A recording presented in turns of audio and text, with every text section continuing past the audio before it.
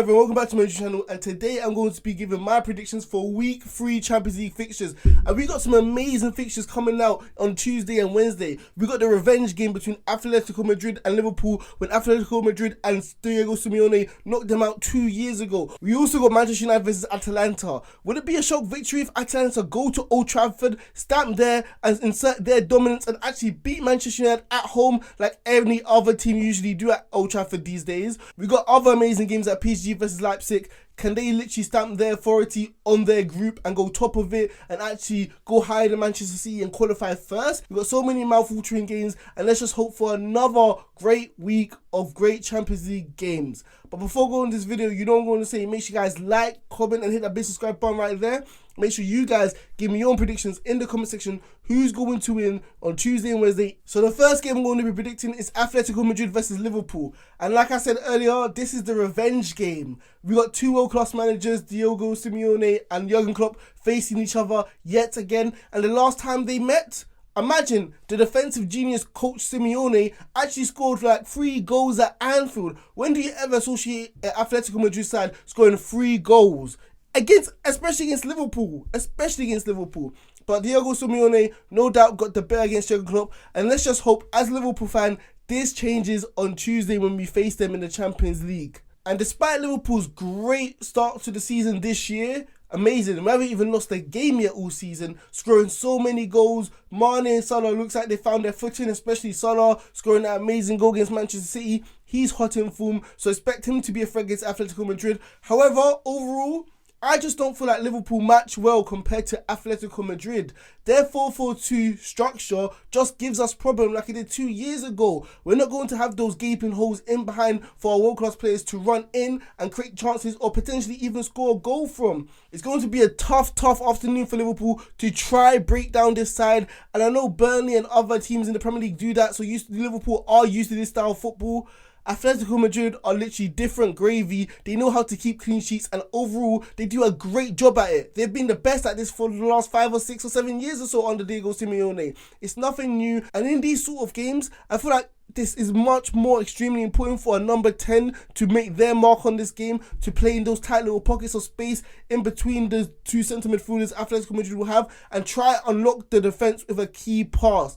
However, as we all know, Liverpool do not have this number 10. We usually rely on our fullbacks, on our wingers to create chances and score goals. So potentially someone like Curtis Jones, if he starts, has to step up, or even Keita. And another thing, as a Liverpool fan, which I know very well, we cannot underestimate Luis Suarez, who literally won them the La Liga last year, who although has age, still look like he knows how to score goals and find the back of the net. He's going to be a constant threat, a constant thorn in our centre-back's back.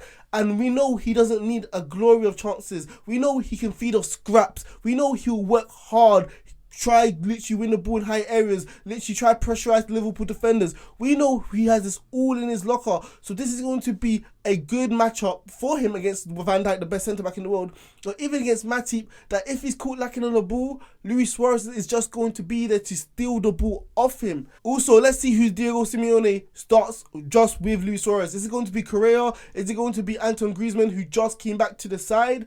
They got enough talent to literally hit Liverpool on the break to try score goals. So although it does sound like I am very scared of Atletico Madrid, because I feel like across Europe they're Liverpool's worst matchup, I still think Liverpool will not lose. I still feel like it's early days. I feel like Atletico Madrid will be conservative, will play compact football, will not try to concede goals, because they know if they lose this game, it may be in danger compared to AC Milan and Porto, who can leapfrog above them in the next coming weeks or so. So I feel like they may settle for a draw. So I think Liverpool will get a draw away from home. It's going to be tough, but I'm going to go for a 1-1 draw between Liverpool and Atletico Madrid. So the next game I'm going to be predicting is Manchester United versus Atalanta. And stylistically, I feel like this is a very good matchup because we know Atalanta like to go on the front foot, pressurize their opponents, win the ball in good areas up the pitch to try score goals. And we know Man United are the complete opposite. They like playing defensive football, like hitting teams on their counter-attack. That's where they're best at. So let's see which style actually beats the other style in this game. However, let me just start with Manchester United. Nothing's good there, and it never really is good there. inconsistent like usual, like in the last few years or so. Nothing has really changed. They relied on a last minute winner against Villarreal, where Villarreal absolutely battered them for the 90 minutes. I don't know how they didn't score more goals. I don't know how they escaped that game without even getting a point. But you know what they say, those victories are made of champions, right? But we know Manchester United aren't champions. They haven't won any trophies to make them champions for the last 3 or 4 years or so. So does that statement really valid when it comes to Manchester United? But yeah, Manchester United, those type of games make or break your season. Those type of games give you the boost to go into more games, thinking that you have the belief that you can win any games even if you're not playing well. However, I feel like this isn't going to be the catalyst. This isn't going to be the spark for Manchester United, because we've seen time and time after the game, Man United always flame out when it's really important, and especially at home. And that leads me to my next point. Manchester United are at home. In their last 9 games or so, they've conceded goals at home. Old Trafford has not been a fortress this year, and it wasn't a fortress last year. Manchester United are playing at home this game, so obviously why should I expect them to win a game at their home stadium when we know they struggle there famously, especially against Atalanta, who are a very good side, who know how to find the back of the net. And that leads me to my next point about finding the goals in the back of the net. Manchester United have their 2 best centre-backs injured. Maguire, their leader, Varane, their other world-class defender. So it's going to be an open hole for Atalanta to score goals. Bailly and Lindelof are not Champions League worthy quality defenders. Maybe one of them with Varane or with Maguire, but not together. So how do I expect Manchester United to win this game? Atalanta are top of the group, winning one of their games and drawing the other. And we know going forward they're very good. And I saw it firsthand at Anfield, I think a year ago, where we lost to them 2-0 at Anfield. So going into this game, I honestly think Manchester United are going to lose, and I think they're going to lose comfortably. I'm going to go for a 2-0 victory for Atalanta at Old Trafford. So the next game I'm going to be predicting is Paris Saint-Germain versus Rb Leipzig. And I feel like this has the potential to be the best game on Tuesday or Wednesday in the Champions League. We got the household world-class names in Messi, Neymar and Mbappe looking to line up this game. And we also got Leipzig, although do not have the star quality players like PSG have, it's undeniable they know how to score a lot of goals and concede a lot of goals, like we just saw against Manchester City 5-3. But before I go in this game, let me just start with PSG. I thought that they're going to be very, very happy, very, very ecstatic with the victory against Manchester City. Not because people thought if they lost they're going to go to the Europa League, because we know there's 4 games left and anything can happen, especially when you're a top team. You can easily recover, especially with the world-class players they have at their disposal. So no one was thinking they're going to go to the Europa League. However, the fact that they beat one of the title favourites in terms of the Champions League is going to do them a world of good. This is because we haven't seen them do it in the past. And I know people are going to say, oh yeah, they beat Barcelona, but that's a team in decline. A team which were nowhere near as good as they were 5 or 6 years ago. And I know people are going to say they beat Bayern Munich, but this was a Bayern Munich side without their best player, goal-scoring talisman, Lewandowski. So I feel like this was PSG's real first big test against a world-class team, against Manchester City, and they showed that they can be resilient, compact, defend well, and hit Manchester City on the counter, and that's what they did. They won 2-0, relying on their individual brilliance of their world-class players up front. But in terms of the game against Leipzig, I feel like they should take inspiration with their victory against Manchester City. Stay compact, stay defensive, and just rely on your world-class players to win you the game like you did against Manchester City. It doesn't have to be fancy. Not everyone's going to be that 2011 Barcelona side. Not everyone's going to be that 2002 Brazil side or France side 98. Not everyone's going to play attractive football like Spain in 2010, 2012, 2008. Sometimes you have to be gritty. Sometimes you have to be tough. Sometimes you have to be physical. Sometimes it doesn't have to be clean. Sometimes you have to be dirty. But as long as you get the win, that's what matters. And I'm not saying that PSG can't live up to the hype and play attractive football like Leipzig. I'm just saying, if you match up against Leipzig like that, you're going to give them a puncher's chance of actually winning this game. Because if it's end-to-end, anyone can win the game. It just matters which side take their chances. Play Gray, who played absolutely marvellous against Manchester City. Play Herrera, who we know who performed 7 out of 10 every single game and literally provide pressure on those Leipzig midfielders.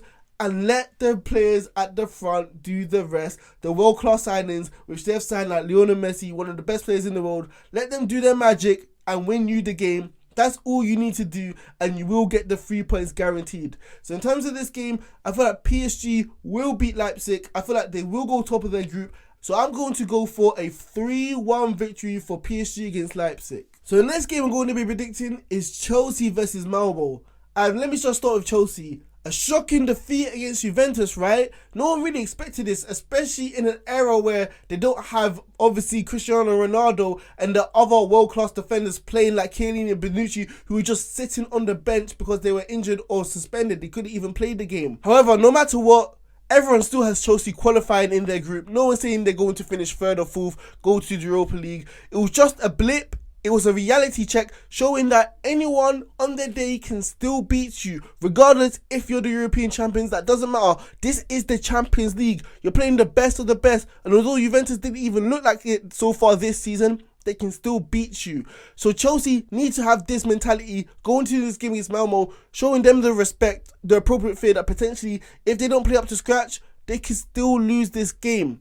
And the main problems of the game against Juventus is that they couldn't find a connective Romelu Lukaku. Yes, he scored goals this season. Yes, he's looked like a threat this season. However, it still doesn't look like he's gelled together so far in terms of Lukaku and the midfield, having their link-up play, having that great connection and relationship, creating chances for him. It still looks like he's just lost in the wild. However, regardless of what I say, let's be honest, this game against Malmö is going to be an easy victory for Chelsea, no matter what. They're home, they got their fans. Malmö have conceded like 7 goals in the last 2 games in the Champions League against bad sides Zenit and Juventus. So Chelsea should easily get enough goals in this game to win this game. Chelsea have one of the best defenses in Europe, playing their 3 in the back system with Tuchel, and Malmö are yet to score in the Champions League all season so far. So why should I predict an absolute upset when the facts tell me a completely different story?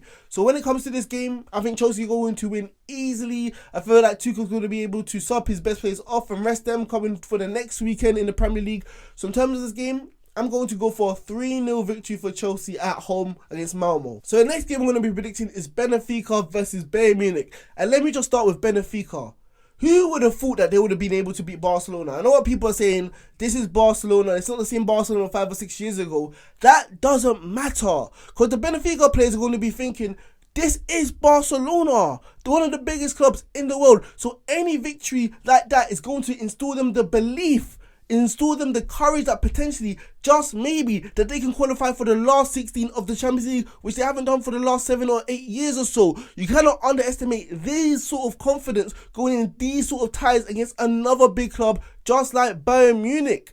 And that's what they need to do. They need to fulfill this momentum. They've had, 7 wins out of 8 in the Portuguese league. And I know it's just the Portuguese league, but obviously you do not want to lose neither of them games either, do you? So obviously in going into the game against Bayern Munich, it's going to be a completely different task. It's going to be a completely different gulf of talent, because we know Bayern Munich are miles better than Barcelona, like we saw in the first fixture when Bayern Munich toyed with them, winning 3-0, when we know they should have won 5 or 6-0. Benfica need to think about going into the game against Bayern Munich. They cannot concede a lot of goals. This is because it's going to hurt their confidence going into the next few fixtures in the Champions League against Bayern Munich and Barcelona yet again. If Barcelona see you get battered 5-0 against Bayern Munich, that's going to give them confidence, especially going back to the Camp Nou when we expect them to beat Dynamo Kiev, don't we? So when it comes to these sort of games, Benfica need to be concentrated, they need to be focused, make sure that their confidence is protected, because if it's not, it's going to be a completely open playground and Barcelona may be able to sneak through into the round of 16.